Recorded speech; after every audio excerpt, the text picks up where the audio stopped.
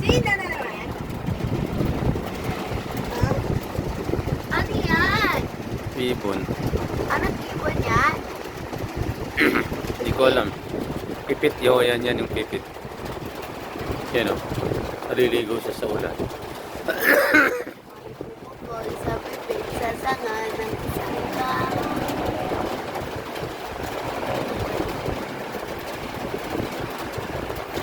Anong ibon yan? Pipit. Ayun. Ano? Ayaw niya kasi mabidyoan.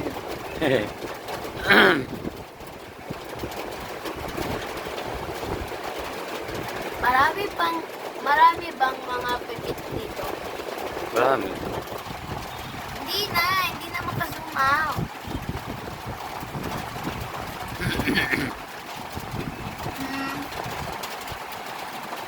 Dahil sa sakit, Bye-bye.